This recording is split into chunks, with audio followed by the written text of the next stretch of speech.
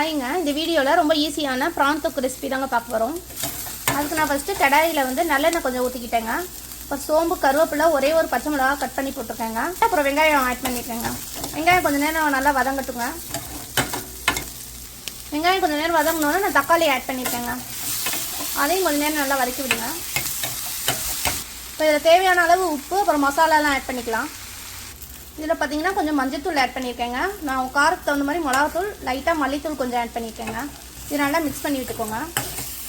நான் சொல்ல மறந்துட்டேங்க, வெங்காயம் ஆட் பண்ணதுக்கப்புறம் நான் இஞ்சி பூண்டு பேஸ்ட்டு ஒரு டீஸ்பூன் ஆட் பண்ணியிருக்கேங்க. அதை வீடியோ எடுக்க மறந்துட்டேன். இப்போ எல்லாத்தையும் நம்ம நல்லா மிக்ஸ் பண்ணி விட்டுக்கலாம். இதில் லைட்டாக கொஞ்சம் தண்ணி தெளித்து விடுங்க, வேகட்டும். நல்லா மிக்ஸ் பண்ணி விட்டுக்கலாம். இது கொஞ்சம் நேரம் வெந்தோன்னா நம்ம ப்ரானை இதில் ஆட் பண்ணிக்கலாம். இப்போ வந்து நம்ம ப்ரான் ஆட் பண்ணிக்கலாம். நான் ஆல்ரெடி வாஷ் பண்ணி எடுத்து வச்சுருக்கேன். இப்போ நான் ஆட் பண்ணிக்கிறேன் இதில். இப்போ நல்லா இதை மிக்ஸ் பண்ணி விடுங்க. இதில் இருந்தே தண்ணி பிரிஞ்சு வரும். நம்ம தண்ணி ஆட் பண்ண தேவையில்லை.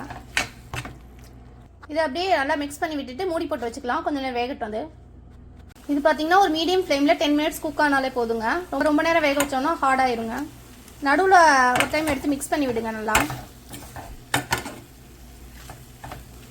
திருப்பி நம்ம மூடி போட்டு வேக வச்சுக்கலாம். இப்போ பார்த்தீங்கன்னா இது நல்லாவே வெந்துருச்சுங்க. இல்லை கடைசியாக நம்ம மிளகுத்தூள் கொஞ்சம் ஆட் பண்ணிக்கோங்க. நான் எனக்கு ஆட் பண்ணல, எனக்கு காரம் வேணாம்னு ஆட் பண்ணல. கொஞ்சம் மிளகுத்தூள் ஆட் பண்ணிட்டு கொத்தமல்லி கொஞ்சம் கட் பண்ணி போட்டுக்கோங்க, நல்லாயிருக்கும். நம்ம சிம்பிள் அண்ட் டேஸ்டியான ப்ரான் தொக்கு ரெடி ஆயிடுச்சுங்க. நம்ம நெக்ஸ்ட் வீடியோவில் பார்க்கலாங்க. பாய்ங்க.